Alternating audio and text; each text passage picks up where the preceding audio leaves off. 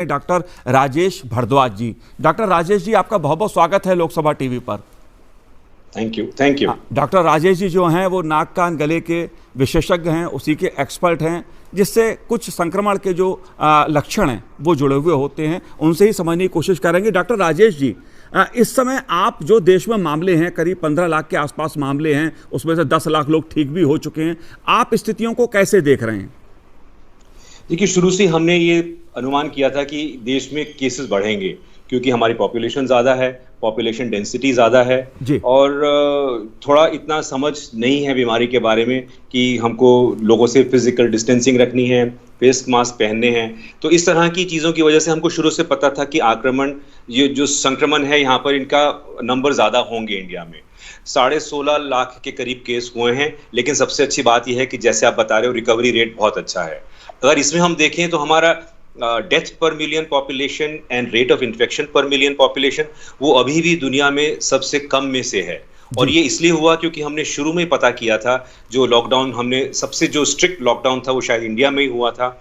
उससे दो चीज़ें हुई, एक तो वो जो बीमारी फैलती है अचानक वो नहीं हुआ, और दूसरा लोगों ने समझ लिया कि ये बीमारी से कैसे बचना है, और आईसीयू, बेड्स, वेंटिलेटर्स, हॉस्पिटल और सब तैयारी जो करनी चाहिए वो सब कर ली थी। तो इसलिए हमारी स्थिति अच्छी रही है, इतनी बुरी स्थिति नहीं है। जी, डॉक्टर राजेश जी, आप नाक कान गले से के डॉक्टर हैं और आमतौर पर यह माना जाता है कि जो संक्रमण के लक्षण हैं कोरोना के, वो नाक कान गले से ही, ख़ास तौर से नाक से का और गले से ही संबंधित हैं। गले में खराश, जुखाम, बुखार, इस तरह के लक्षण बताए जाते हैं। जाहिर तौर पे इसे लेके दूसरे सवाल भी उठते हैं कि किसी को सामान्य जुखाम हो जाए तो क्या वो ये मान ले कि उसे कोरोना का कोई लक्षण है, या हल्का बुखार आ जाए, क्योंकि मौसम बदलता हुआ है, बरसात का मौसम है। आप क्या सलाह देना चाहेंगे? ये बहुत आपका सवाल, ये बहुत ही अच्छा सवाल है, क्योंकि ईएनटी स्पेशलिस्ट होने के नाते क्लिनिक हमारा खुला हुआ है। हर रोज इस तरह के मरीज आते हैं, और मेरा ये कहना है कि एक नई बीमारी आने से पुरानी बीमारियां तो गई नहीं, वही फ्लू, वही गला खराब, फेरिंजाइटिस, साइनोसाइटिस, नाक की इन्फेक्शन, वो सब तो हैं ही पुरानी बीमारियां। तो सबसे पहले तो मैं ये बताऊं कि जो इन्फेक्शन के जो सिम्टम थे पहले शुरू में जो WHO ने बताए थे, कॉफ, फीवर एंड ब्रेथलेसनेस। उसके बाद क्या हुआ, धीरे धीरे करके हमने और सिम्टम निकाले, और सबसे अर्ली सिम्टम जो इस बीमारी का था वो ईएनटी से रिलेटेड था। जैसे आप कह रहे हैं कि बीमारी नाक और गले से जाती है, तो सांस में हमारी स्मेल की शक्ति कमजोर होना और गले में हमारा टेस्ट की सेंसेशन कम होना, ये दो जरूरी लक्षण हमने देखे जो कोविड-19 पेशेंट में देखे हैं। तो पेशेंट के लिए ये है कि अगर आपको बुखार है, गला खराब है, साथ में आपकी टेस्ट चली गई, या आपको खांसी भी है, सांस फूल रहा है और कमजोरी है, शरीर में दर्द है, तो फिर हम सोचेंगे कि कोरोना वायरस की इन्फेक्शन है, ये नॉर्मल फेरिंजाइटिस नहीं है। ये जी, तमाम तरह की वैक्सीन पे भी काम हो रहा है कि कोई ना कोई इसकी दवा जल्द से जल्द सामने आ जाए। दुनिया भर में, भारत में भी नए नए शोध हो रहे हैं, लेकिन जब तक कोई दवा सामने नहीं आती है, अब लोगों ने ऑफिस भी जाना शुरू कर दिया है, सड़कों पर भी भीड़ भाड़ हम देख रहे हैं। तो ऐसे में लोगों को आप सलाह क्या देना चाहेंगे, क्योंकि काम भी करना है और बीमारी से बचना भी है?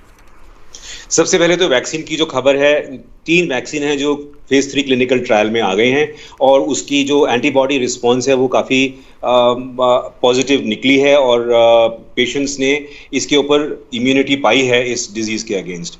तो वो अच्छी खबर ये है कि शायद may be end of the year और मे बी जनवरी तक कोई ना कोई एक पहला वैक्सीन का जो बैच है वो निकलना शुरू होगा। और उसमें हमारे लिए, भारतवर्ष के लिए खासकर, ये अच्छी बात है कि सीरम इंस्टीट्यूट ने ऑलरेडी टाई अप किया हुआ है ऑक्सफोर्ड यूनिवर्सिटी के साथ। तो जब मैन्युफैक्चरिंग होगी तो हमारे देश में शायद सबसे पहले ही ये वैक्सीन उपलब्ध होगा लोगों के इस्तेमाल के लिए।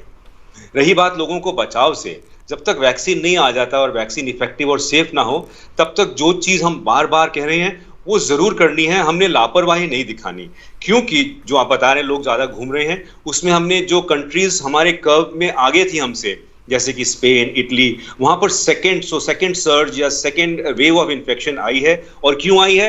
लोगों ने पब्स खोल दिए, रेस्टोरेंट खोल दिए, जिम्स खोल दी, बीच में जाना लोगों ने शुरू कर दिया, और जो एहतियात बरतने चाहिए, और वो 3 ही हैं, 3 मेन एहतियात शुरू से ही हैं। 2 मीटर दूरी रखनी है अपने दूसरे से, बाहर जाएंगे पब्लिक में तो फेस मास्क जरूर पहनना है, घर वापस आएंगे और कोई भी अगर बाहर की चीज आपने छुई है तो साबुन पानी से अच्छी तरह से हाथ को धोना है। जी डॉक्टर राजेश जी, अगर मैं, चूंकि ये मौसम है, बरसात का मौसम है, कभी सर्दी कभी गर्मी, इस तरह का मौसम है, आम तौर पे जो जुकाम हो जाता है उससे बचाव के लिए क्या खान पान का हम लोग तरीका ऐसा अपनाएं कि जिससे गले में खराश, जुकाम, बुखार इससे बचें? मैं सबसे पहले तो ये इतनी हमको दिक्कत हो रही है आजकल, और ये अच्छा अगेन फिर से आप इतना अच्छा सवाल है क्योंकि मैं ये बताना चाहूंगा लोगों को, एज एन ईएनटी स्पेशलिस्ट मैं ज्यादा मरीज देख रहा हूं जो एहतियात बरतने के तौर पे अपने शरीर को नुकसान करते जा रहे हैं और बीमारी से कम हैं।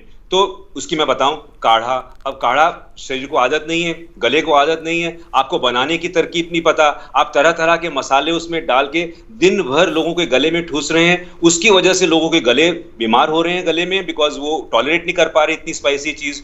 दूसरा, दिन भर लोग गर्म पानी पी रहे हैं, उबला उबला पानी पी रहे हैं कि इसी तरह से हम बचाव रखें, उससे गले में छाले पड़ रहे हैं और बीमार हो रहे हैं। शुरू में हमने सोचा था विटामिन सी लेने से बचाव होगा, लेकिन अगर आपकी डाइट ठीक है, अगर आप न्यूट्रिशियस डाइट नॉर्मली खाते हो तो आपको किसी को सप्लीमेंट की जरूरत नहीं है। मैं तो शुरू से ही मेंटेन किया है, आप अच्छी तरह से रेस्ट करिए, मॉडरेट फिजिकल एक्टिविटी करिए और न्यूट्रिशियस नॉर्मल हेल्दी खाना जो आप एंजॉय करते हैं वो ठीक तरह से खाइए। इसके अलावा आपको और करने की जरूरत ही नहीं है।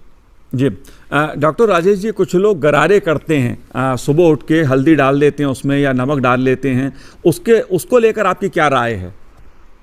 देखिए, गर्म पानी में नमक डाल के गरारा करना तो अच्छी आदत है और पानी ज्यादा गर्म नहीं होना चाहिए। आधा ग्लास गुनगुना पानी और आधा चम्मच नमक डाल के आप सुबह शाम गरारे करें, वो सेफ हैबिट है और उससे गला भी साफ रहता है, बीमारी भी दूर रहती है। मेरा कहना है ज्यादा मत करें, ये ना हो कि दिन भर करते रहें, ये ना हो कि पानी ज्यादा गर्म हो। और दूसरी बात, जो चीज आप सालों साल करते आ रहे हैं, अगर आप हल्दी दूध पीते हैं या अगर आप हल्दी के पानी से या किसी चीज से गरारे करते हैं और वो चीज आप पिछले 20 साल से करते आ रहे हो, तो आपको कोई बदलने की जरूरत नहीं, आप ऐसे ही करो, वही ठीक है आपके लिए। जी जो साधारण बुखार होता है, कोई आदमी अपना अगर टेस्ट कराना चाहे तो कब कराए? वो हम सोचते हैं कि जल्दी ना करें, बिकॉज वायरल लोड जब बढ़ता है तो उसके बाद जब टेस्ट होता है तो कम से कम 3 दिन तो वेट करें, 2 से 3 दिन में हम टेस्ट करें, तब पॉजिटिविटी रेट ठीक आता है। अगर तुरंत जैसे अभी लगा मेरे को बुखार है और मैं भागा, मैंने टेस्ट करा दिया, क्वाइट पॉसिबल कि फॉल्स नेगेटिव रिपोर्ट आ सकती है हमारी। जी डॉक्टर साहब, अगर बात मैं इसके लक्षणों की करूं तो लगातार इस तरह की खबरें आ रही हैं कि इस संक्रमण के कुछ अलग अलग भी लक्षण सामने उभर के आते हैं। कुछ लोग कहते हैं कि उनके हाथ पैरों में दर्द बहुत ज़्यादा हो रहा है। क्या लक्षणों में अभी तक कोई ठोस एक स्वर में क्या लक्षण माने जाएं इसके? तो शुरू में हमने इसका बताया था कि 3 लक्षण थे, फीवर, खांसी और सांस फूलना। उसके बाद WHO ने और सिम्टम ऐड किए, उस सिम्टम में ऐड किया अनोस्मिया एंड एग्यूसिया, मतलब कि loss of sense of smell, आपकी पावर चली जाती है और आपकी टेस्ट चली जाती है। फिर हमने इसमें और ऐड किया loose motion, diarrhoea and vomiting, क्योंकि ये पाया गया कि ये वायरस इंटेस्टाइन में और आंतरिक इंटेस्टाइनल ट्रैक्ट में भी जाके ये अटैक करता है। उसके बाद आए सिम्टम वीकनेस, लेथार्जी, क्योंकि ये जब वायरल लोड ज्यादा होता है तो जैसे सीरियस वायरल इन्फेक्शन में बाकी इन्फेक्शन में भी होता है, बदन दर्द होता है और कमजोरी बहुत महसूस होती है। जितने मैं कोविड-19 के पेशेंट जो ट्रीट कर रहा हूं और जो रिकवर कर रहे हैं, उसमें हम ये पाया गया है कि अब वायरस तो चला गया, नेगेटिव भी हो गए आप, लेकिन आपको हफ्तों लग जाते हैं नॉर्मल एक्टिविटी शुरू करने में, क्योंकि वायरस कहीं ना कहीं शरीर को नुकसान पहुंचा के फिर ही जाता है वो। जी, क्या ये वायरस दोबारा भी लौट सकता है कि मान लीजिए आपकी रिपोर्ट दोबारा एक बार नेगेटिव आ गई, क्या ये बाद में भी अटैक कर सकता है? क्योंकि ये भी कहा जा रहा है, कई तरह के भ्रम इसको लेकर सामने आते हैं, क्या दोबारा भी ये हो सकता है? ये भी कहा जाता है कि इसे एक बार हो गया दोबारा नहीं होगा। मैं आपको इसका सही जवाब अगर दूं तो हम श्योर नहीं है। हम श्योर इसलिए नहीं है क्योंकि हमको पहले पता नहीं कि जो पहली इन्फेक्शन थी वो सही में इन्फेक्शन थी कि कोई उसमें टेस्टिंग में खराबी थी। दूसरा, मे बी डेड वायरस है, डेड वायरस और वायरल लोड जो है वो शेड कर रहा है, उसकी वजह से जो सेकेंड टाइम पॉजिटिव हुआ वो फॉल्स नेगेटिव था कि वो सही में कोविड-19 था, ये हमें पता नहीं है। लेकिन एक चीज जो रिसर्च ने जरूर बताई है और वो उसमें थोड़ी चिंताजनक है कि एंटीबॉडी जो डेवलप हो रही है, जो आईजीजी डेवलप होते हैं, जो लॉन्ग टाइम तक रहने चाहिए शरीर में, 1 साल 2 साल, कुछ-कुछ केसेस में ये पाया गया है कि वो एंटीबॉडीज कुछ महीनों में 4, 5, 6 महीने में कम होती दिखी गई हैं, और वो थोड़ा खतरे की घड़ी है, क्योंकि हमने सोचा था एक बार इन्फेक्शन हो जाएगी तो दोबारा नहीं होगी क्योंकि एंटीबॉडीज बिल्ड हो गई हैं। लेकिन ये पाया गया है कि ये एंटीबॉडी शायद ज़्यादा लंबे टाइम तक कुछ लोगों में नहीं है। जी, डॉक्टर राजेश जी, चलते चलते एक सवाल और आपसे पूछना चाहूँगा, जानना चाहूँगा, क्योंकि अक्सर लोग इस तरह के सुझाव एक दूसरे को देते हैं कि रात में हल्दी दूध पीना फ़ायदेमंद रहता है। इसको लेकर आपकी राय क्या है? मैं एलोपैथिक डॉक्टर हूँ, ये ज़्यादातर नेचुरोपैथी और आयुर्वेद के ये नुस्खे हैं और हम सुनते हैं इनके बारे में। हल्दी एंटीसेप्टिक है, ये यूनिवर्सली माना गया है कि हल्दी एंटीसेप्टिक है। मैं फिर यही दोहराऊंगा, सबसे पहले तो अगर आप ये शुरू से करते आ रहे हैं और आपको फायदा होता है, आप जरूर करिए, मत रोकिए इसको। दूसरी बात, अगर आपने करना चाहते हैं, आपने किया और आपको ठीक लग रहा है, आप जरूर करिए, इसमें कोई नुकसान नहीं है। खाली ये बात है कि अगर आपको ये हल्दी दूध पी के या तो पसंद नहीं आ रहा या आपका शरीर टॉलरेट नहीं कर पा रहा, तो मत लीजिए, ऐसा कोई खास फायदा नहीं है इसमें। जी, ठीक है डॉक्टर राजेश जी, आपकी जो राय है बहुत महत्वपूर्ण राय है कि कुछ भी करें अपने डॉक्टर से पूछ के करें, कुछ भी ओवर ना करें। मतलब काढ़ा अगर पी रहे हैं तो अगर सही से नहीं बना पा रहे हैं तो ज़बरदस्ती ना पिएं उसको। डॉक्टर राजेश, आपने हमसे बात की, आपका बहुत बहुत शुक्रिया।